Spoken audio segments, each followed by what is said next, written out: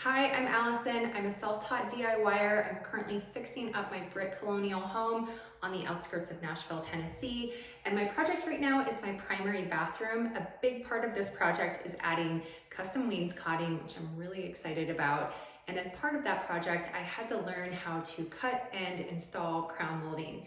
Crown molding is a little bit tricky, but it's not impossible. So today I'm gonna walk you through everything I learned, including the one tool I bought that made this so much easier, and it's less than $50. So today we're gonna go over which way is up, which way is down with crown molding, which way you cut crown molding, how to measure crown molding, the tool you need to make your life easier, that is less than $50. And then we're gonna make a couple cuts. I'm gonna show you exactly how I do this on my miter saw. And after that, you're gonna know everything you need to know to do this project yourself. This is my crown molding. The first thing you have to do is figure out which way it goes. The easiest way to remember this is the more detailed piece is usually on the bottom. So I have this big kind of bubble here, and I'm remembering like bubbles always go up. So that's how I'm choosing to remember this. I know it sounds stupid, but I'm going up and down and around the house, and it's just really confusing because you don't cut it this way. You cut it upside down like this, and you have to hold it so that it is flush with your saw. It also has to be at a very special angle and each piece is different. Each kind is different, I should say that. So to help with this, I got this Kreg jig. It was, I think, $40 and so worth it. So you figure out your angle, and then this allows you to just hold it where you need to, and then you can make your cut over here. Okay, so I have my Kreg jig over here, and what I want to do is I want to cut this part to make it flush.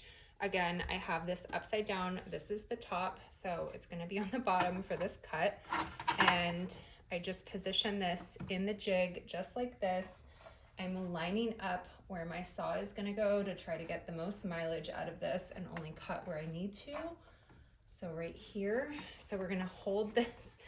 This is like a, you need 4 hands for this, I swear. So we're going to hold this really flush and then bring our saw down and make a cut.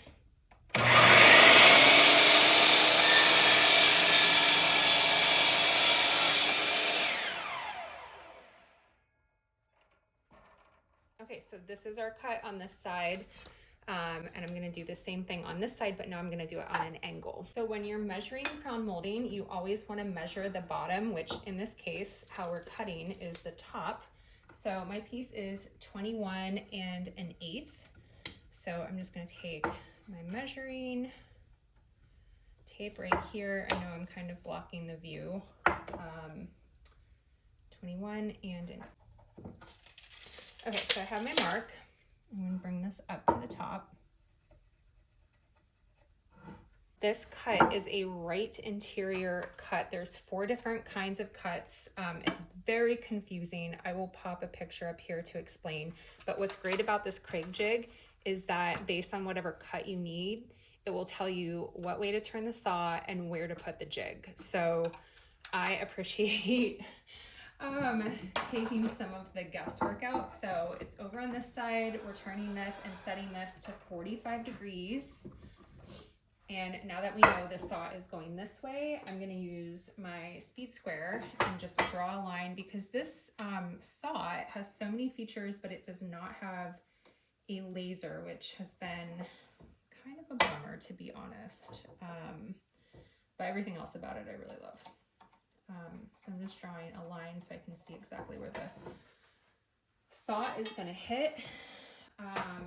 So here's this, and I have a little bit more wiggle room. So I'll do this, make sure our blade is hitting on the right part. And again, I have to apply pressure right here to make sure that this is at the perfect angle, which I believe it's like, mine is at 32 degrees. I think that's what it is. Okay, here we go. Making a cut, making a cut.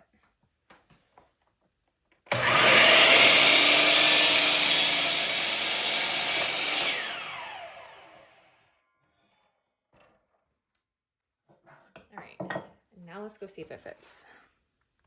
If you enjoyed this video, please like, comment, share, and save for more. It really helps support my channel, and I enjoy doing this and helping you. Everything I used in today's video can be found with links in the captions, and if you have any questions, as always, feel free to reach out and I will do my best to answer. Happy DIYing!